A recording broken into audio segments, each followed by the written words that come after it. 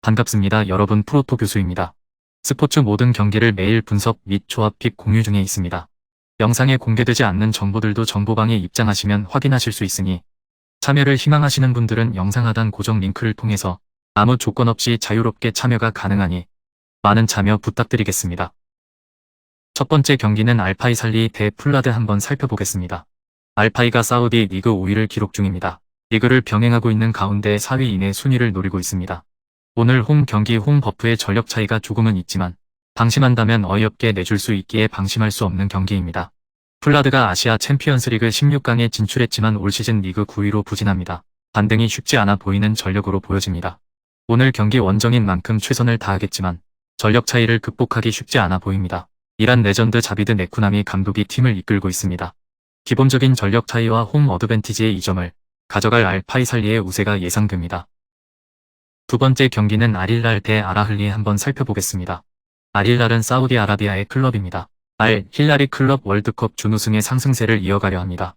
디펜딩 챔피언으로 아침 무대 극강의 알힐랄, 여기에 이전 클럽 월드컵 레알 마드리드 상대로 무려 3골을 넣으면서 패했지만 최상의 폼과 컨디션을 유지 중입니다. 알아흘리는 아랍에미레이트의 샤밥 알 알리가 원정 경기에 나섭니다. 원정팀이기에 오늘 도전자 입장에서 경기에 나섭니다.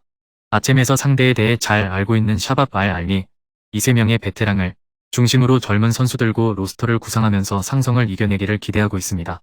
양팀 맞대결에서 알 힐랄이 2020년 이후 3번이 맞대결 2승 1패, 오늘 경기 홈이고 최근 엄청난 경기력을 바탕으로 상승세를 타고 있습니다. 알 힐랄의 우세가 예상됩니다.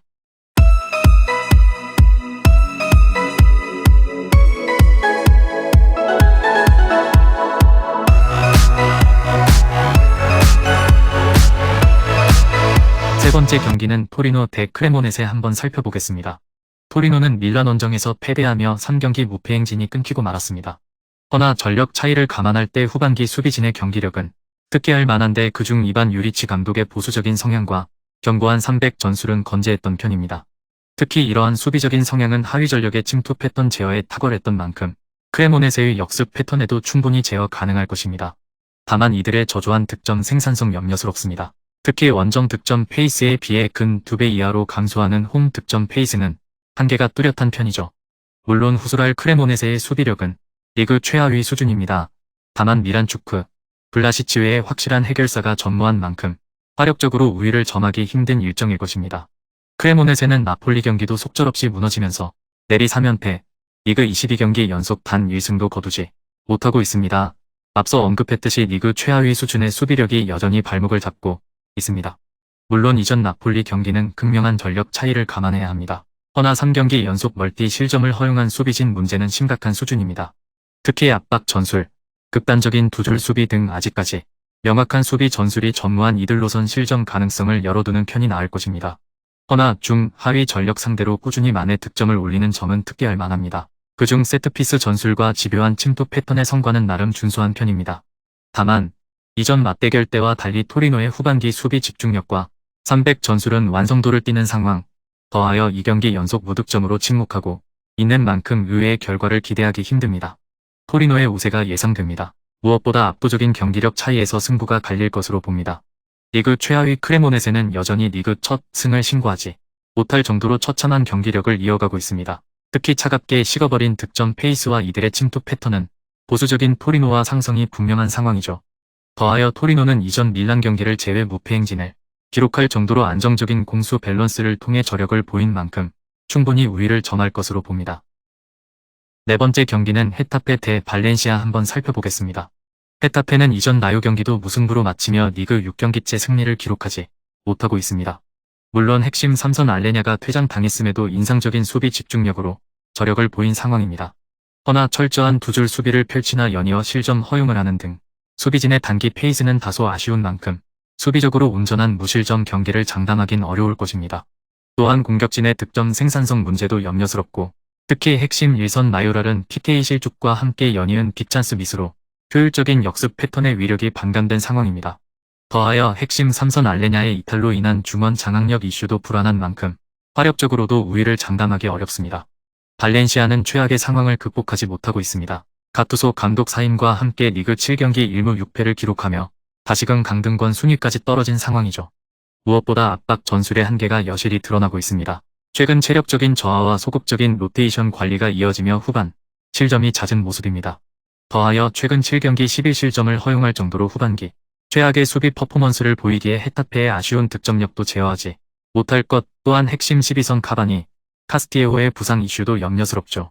현재 훈련장의 모습을 드러내지 않은 만큼 결장 확률이 높은 상황. 가뜩이나 발렌시아는 카바니를 제외 5골 이상을 기록한 득점원이 전무한 상태입니다. 아무리 후반기 헤타페의 수비 집중력이 흔들려도 최근 페이스와 득점 생산성 문제론 일격을 가하기 힘들 것입니다.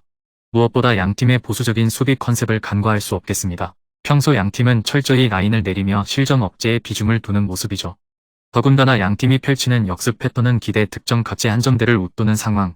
더하여 최근 양팀의 3차례 맞대결 중 단 1경기만이 3골 이상의 다득점 경기였던 만큼 언더 접근을 좀 더 고려할 만한 매치입니다.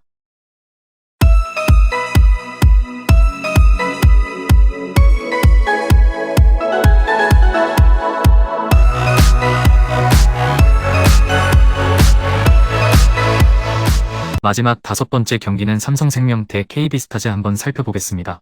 삼성생명은 이전 경기 홈에서 우리은행 상대로 59대 72 패배를 기록했으며 이전 경기 홈에서 신한은행 상대로 86대 73 승리를 기록했습니다. 우리은행 상대로는 이해란이 분전했지만 11개 3점 슛을 45.8%의 높은 적중률 속에 허락한 경기였죠. 배혜은의 출전 시간도 많지 않았고 강유림이 상대 수비에 막히자 외곽에서 공격의 실마리를 풀어주지 못한 상황입니다. 또한 리바운드 싸움에서 마이너스 5개 마진으로 밀리는 가운데 전반전에 사실상 승부에 추가 많이 넘어갔던 패배의 내용입니다. KB스타즈는 이전 경기 홈에서 신한은행 상대로 55대 68 패배를 기록했으며 이전 경기 원정에서 하나원큐 상대로 69대 82 패배를 기록했습니다. 신한은행 상대로는 허예은과 심성영이 백코트 싸움에서 힘을 냈지만 시즌 아웃된 박지수에 이어서 염유나 김민정이 추가적으로 결장한 공백이 크게 나타난 경기였죠. 체력적으로 많이 힘들어하는 모습이 나타난 강희슬이 상대 수비에 묶였고 리바운드 싸움에서 밀렸던 탓에 분위기를 끌어올릴 수 없었습니다. 또한 수비에서 실수가 많았고 이날 경기 패배로 PO 진출 탈락이 확정되었습니다. PO 진출은 확정했지만 2-4위 순위 싸움을 펼치고 있는 삼성생명이 빠른 공수 전환과 쉬지 않고 움직이는 기동력을 통해서 찬스를 만들어낼 것입니다. 반면 KB스타즈는 동기부여가 사라진 상황입니다. 삼성생명의 우세를 예상합니다. 금일 경기들은 이렇게 알아보았습니다. 좀 더 다양하고 많은 정보를 원하시는 분들은 영상 하단 댓글에 링크 클릭 후 문의하시면 아무런 조건 없이 정보방 입장 가능하니 입장하셔서 정보 받아보시길 바라겠습니다. 그리고 영상에서 리뷰하지 않은 디테일한 정보와 조합픽은 매일 교수 정보방에서 공유하고 있으니 꼭 참여해보시길 권장드리며 이번 영상은 여기까지 하겠습니다. 시청해주셔서 감사드리며 늘 여러분들의 건승을 기원합니다. 감사합니다.